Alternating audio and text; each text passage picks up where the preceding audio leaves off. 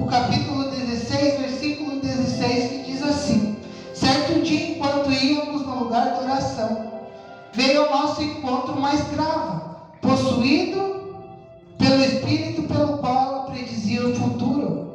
Com suas adivinhações, ganhava muito dinheiro para seus senhores.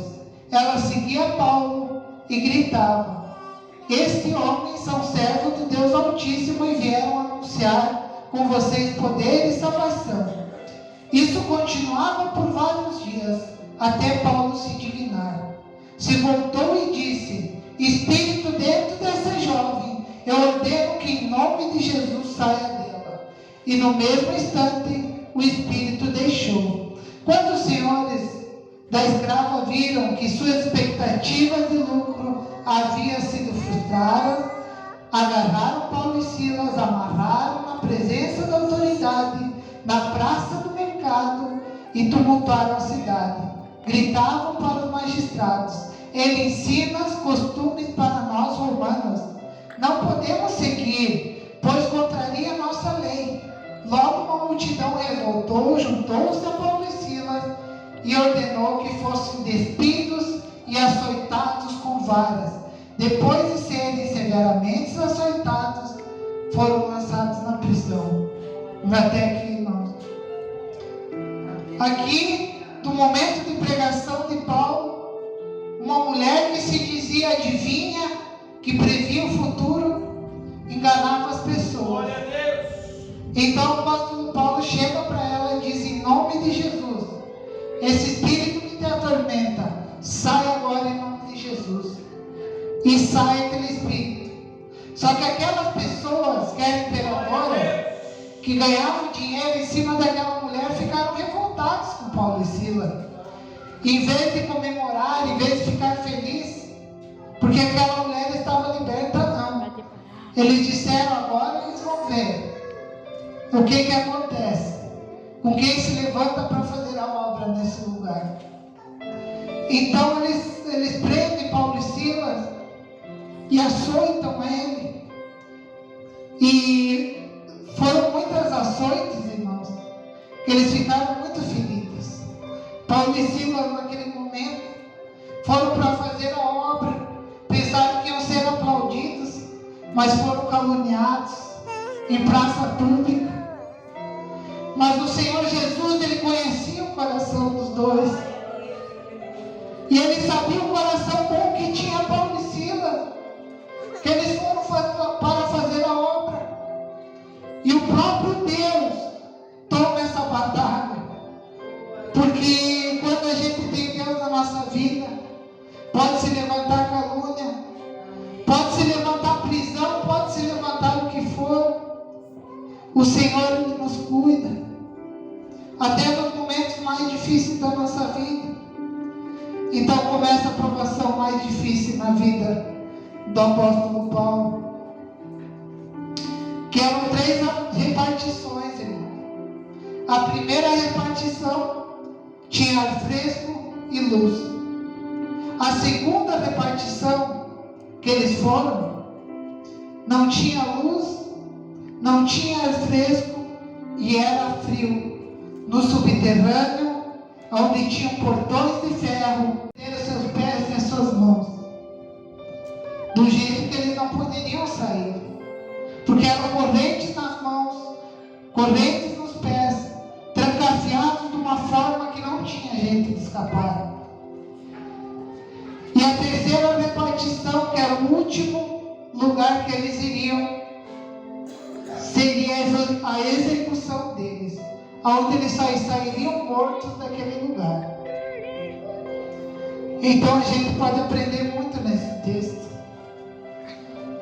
Com esse texto a gente aprende que a gente tem que ser cada vez mais dependente de Jesus. Porque essa situação era de morte. Essa situação, eles foram botados num lugar que, se eles não tivessem Jesus, eles iam morrer naquele momento. Só que o apóstolo Paulo, ele era uma pessoa temente a Deus. Glória a Deus! Então, no capítulo 16, do versículo 25, diz assim: por noite, Paulo e Silas cantavam os hinos a Deus, e os outros presos ouviram, e de repente houve um forte terremoto, que até os alicerces das prisões foram sacudidas. No mesmo instante, todas as portas se abriram, e todos os presos foram soltos. Quando os carcereiros olharam da prisão, escantarados, imaginaram que os presos haviam escapado, e puxou a espada para se matar. Mas Paulo disse: não se mate, estamos todos aqui. Oh glória, você pode dar glória a Deus, irmão. Glória a Deus. Olha o que Deus faz, irmão. Deus, aleluia. Deus, Ele faz maravilhas hoje aqui nesse lugar. Era para a morte esse momento, irmão. Eles amarraram eles do jeito que eles não poderiam escapar. Eles estavam todos machucados naquela prisão, pelos açoites que eles levaram injustamente, irmão. E o apóstolo Paulo, ele não se vendia. Era uma pessoa que ele dizia: eu só vou parar quando eu me encontrar com Jesus. Nesse momento eu vou parar, mas agora eu não vou parar. Essa passagem diz pra gente não parar por nada. Não pare por nada. Na prisão, por volta da meia-noite, Paulo e Silas, no momento mais difícil da vida deles, eles podiam reclamar e dizer: Senhor, olha a situação que eu estou, Senhor, por fazer a tua obra. Me caluneiam, me botaram nesse lugar. Mas não, eles cantaram louvores a Deus. Glória a E Deus. aquela oração foi a mais sincera, que subiu ao trono de Deus. Aquela oração, irmãos, causou um grande terremoto, que as correntes, que as prisões tiveram que se abrir. Glória a Deus. Ali todos foram impactados com isso, irmão. Que o próprio preso disse, o próprio guarda disse, ele pegou a espada para se matar. Porque ele pensou: se o rei descobre o que aconteceu aqui, irmãos, eles vão me matar. Porque é só o milagre de Deus que aconteceu aqui. As correntes se soltaram, as cadeias se quebraram, e tudo se abriu, eles estavam livres. Então ele disse para Paulo e Silas naquele momento: o que eu faço para ter a salvação? Glória a Deus. Então o apóstolo Paulo disse: creia no Senhor Jesus e você e a sua família serão salvos. Então pregaram a palavra do Senhor, e ele e toda a sua família, mesmo sendo tarde da noite, o cárcere, o guarda cuidou deles, lavou as suas feridas, e no dia seguinte todos os seus familiares foram batizados. Porque o Senhor é Deus, Ele é poderoso. Numa situação de morte, Paulo e Silas trouxeram salvação a uma família inteira. Porque todos foram batizados, todos creram no Senhor Jesus. Aleluia. Esse é o poder do Evangelho, irmãos. O Evangelho que salva, o Evangelho que liberta. Esse é o verdadeiro Evangelho de Cristo. O Evangelho que não traz renúncia não é Evangelho, irmão. O Evangelho que a gente não nega e toma a nossa cruz não é Evangelho. Mas o Senhor diz na sua palavra: tome vocês o meu jugo.